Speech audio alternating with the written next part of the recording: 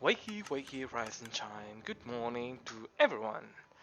Hello, everyone, and welcome back in a new episode of our Minecraft series. So, last episode we worked on the railway station. Here we have it. We still have just one path, didn't fill in the other ones yet. So, in this episode, as previously mentioned, as I mentioned in the last one, we are working with bees today. I'm First of all, I will be starting with showing you how do uh, bees mechanics work. Bee farming mechanics work, and after that, we'll be building our actual farm. I still haven't decided yet where to place the actual farm, but I was thinking between either here in this area or over near where the logging camp is, which is one of the next things we will also have to polish. Okay, so while I decide here where to build it, let's go over to the testing world and get a little bit scientific.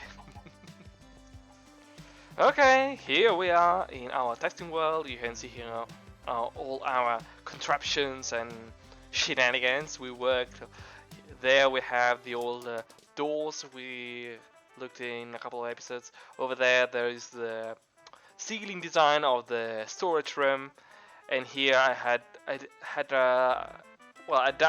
done a couple of testings concerning the actual lectern for the last episode. So, what are we going to need in today's episode? We will be needing some apiary, bee houses. Too much forestry. A comparator I want. Some observers, a dispenser for sure, redstone torches, a piston, and a button for sure, and repeaters. Yes. Okay, so let's get straight to the juicy part. When opening, I know it's a little bit cluttered, but when opening your debug screen, you can see over here on this side we have this tag. This is very important, honey level 0. If we were to get a debug stick, we can see, okay, let me fetch it from the inventory. By clicking on it, now we are turning, so select honey level. You can see here the honey level is rising. When it reaches level, I think 4, 5, and you get, the block changes. It now has the honey dripping. As a matter of fact, if you were to place it above, so elevated, and it would start to drip honey. Yes, you can see those particles and hear the sound. Yeah. Okay, now this means that the bee house is full of honey, and this means that we can now read that there is a change of state. We can either read it through a comparator. So if we were to take out a comparator from our inventory, okay, you can see here the comparator activates and gives out an impulse of, should be 5, I believe. Yes, 5. 1, 2, 3, 4, 5. Okay, so here we have our little bee house. Now, in order to actually farm, we can very simply use just a comparator, because the comparator is able to read the amount of honey which is contained, and by doing this stupidly easy setup, we can basically harvest the the honey once there is actually 5 levels of honey. Therefore, when the honey is ready to be harvested. Now I'll just skip ahead with some commands magic. 4. Okay, when the bees will come out, we'll reach the level 5 and it will get harvested. And there you have it. Now you can see here that we have a full level 5 bee house, so a full ready to harvest, and the mechanism is active. The issue is now it is stuck, because even if we were to add in the actual tools that were lacking, we would need to break this block, put down a button, activate the dispenser, and replace the block, which is way too much effort.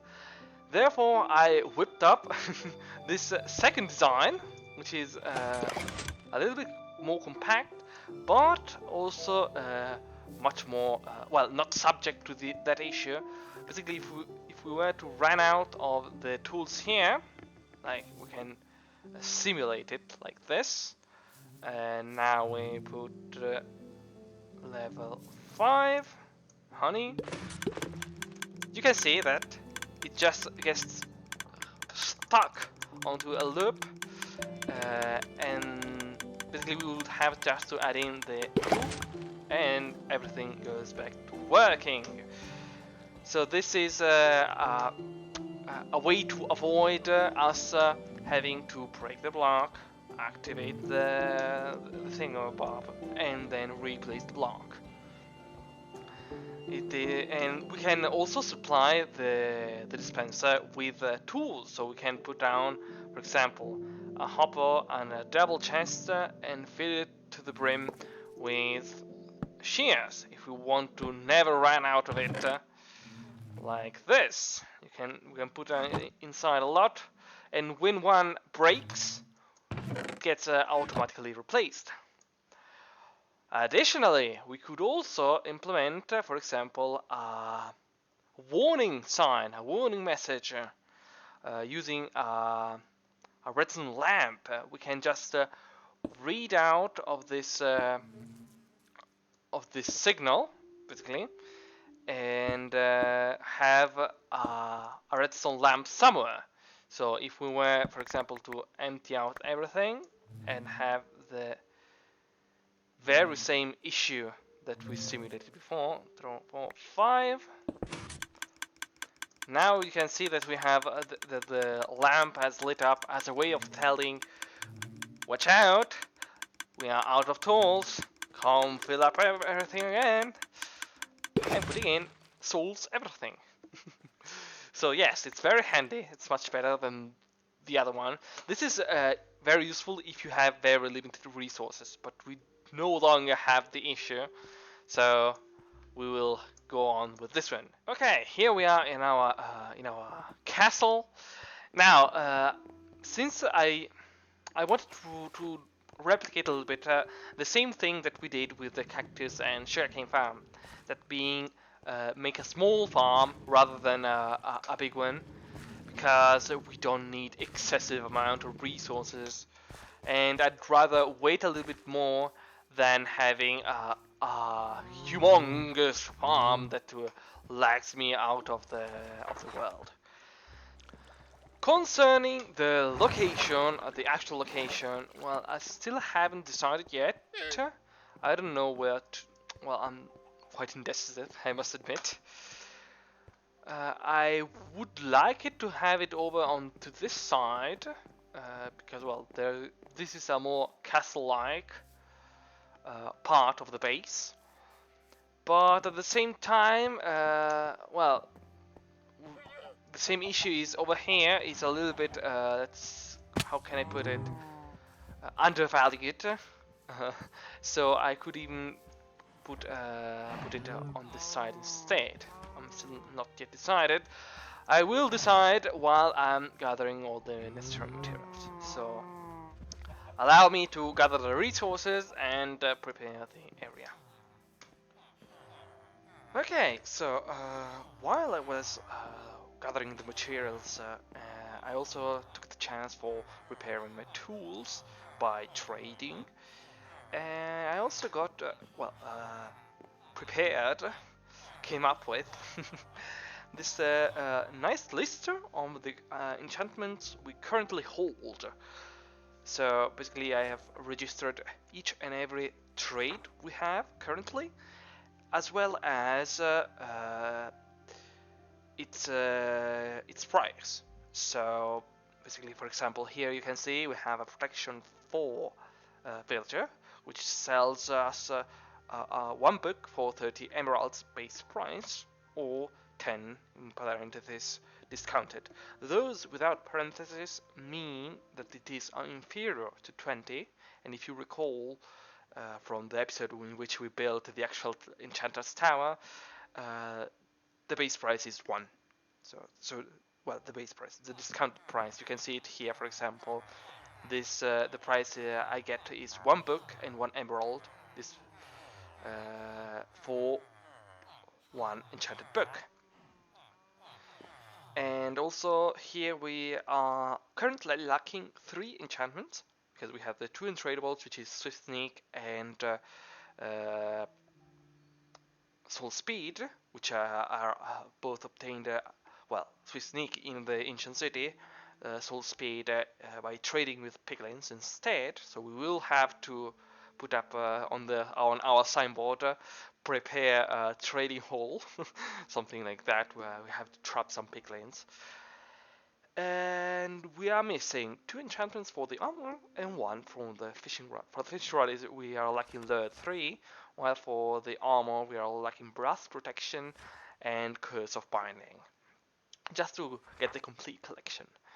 I've also been working a little bit on the tower, but this way it allows us to track better what villagers we are missing, and if we can finally top over the enchantment tower, or if we have to build another floor.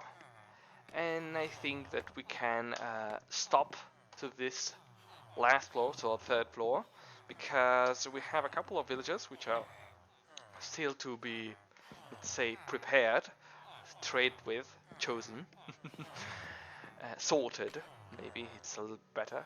So we can now also add to the list, finish off the, I think I'll finish it off camera, adding basically just the roof on top of it.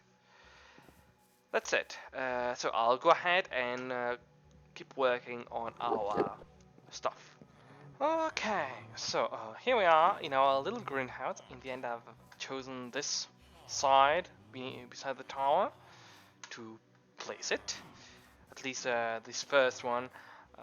I've chosen to basically have 4 slots. 2 are going to produce honeycombs, and the other 2 are going to produce honey bottles. And we have in here, here we have the catchment area for all the items, which should, in theory, get the sent in automatically.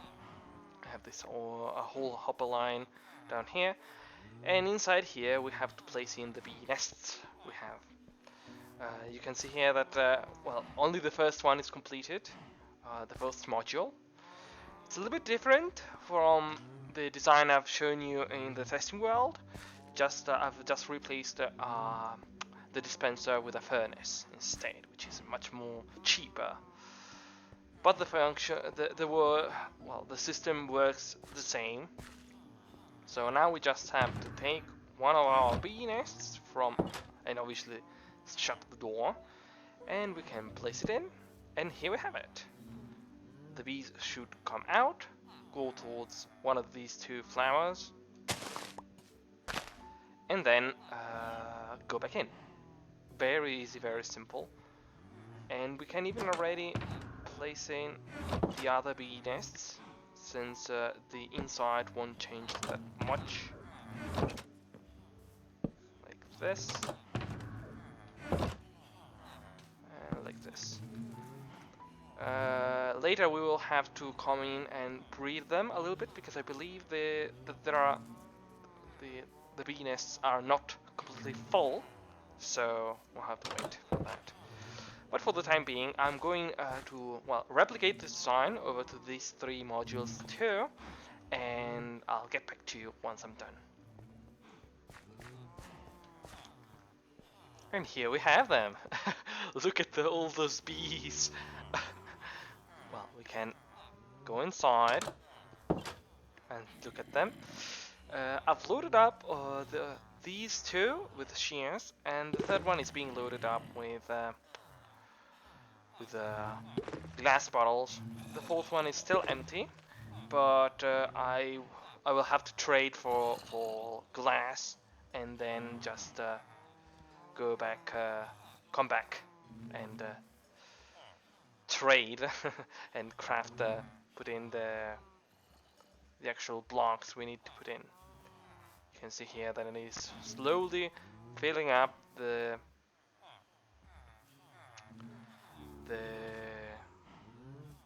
dispenser with bottles, but we will need a boatload of glass in order for us to fill in this dispenser.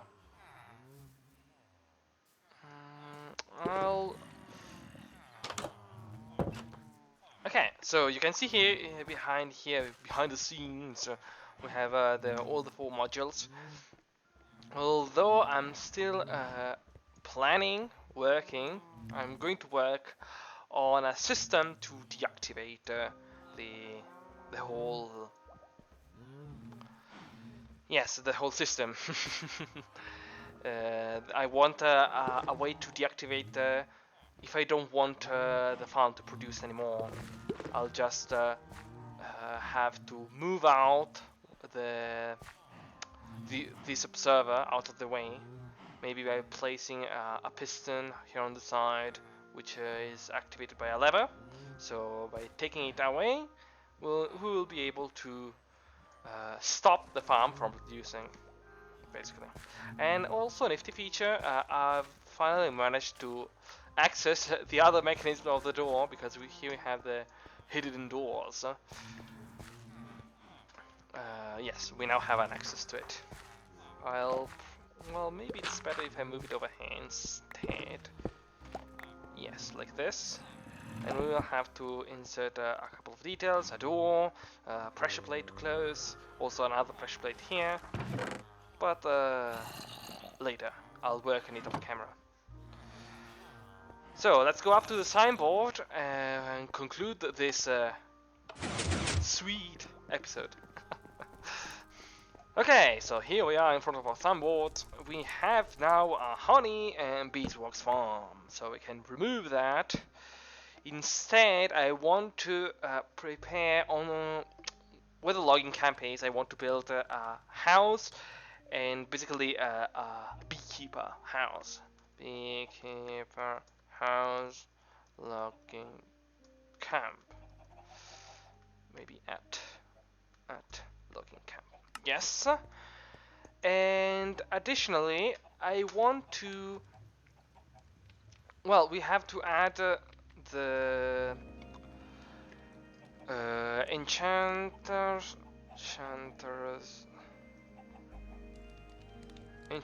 roof. Since we now have almost each and every enchanter, I'll have to work off camera onto this too, by basically just getting a hold of the last few enchanters that are missing. If you don't recall, we have the whole enchantment list here, and we are lacking 2 enchantments for the ammo, blast protection, and also curse of binding, and also we are lacking lure 3 as an enchanted book. So by getting these 3 enchantments, we finally get all the enchantments in Minecraft, which I just just in this episode I may have made an accident when we built the enchanted tower, I believe I said there were 40 enchantments. Instead, no, there are 39. At least in Minecraft Java edition. In Bedrock there is no sweeping edge. Okay, so I've talked way too much. I thank you for following me till this moment, and I will wait for you in the next episode. Bye bye!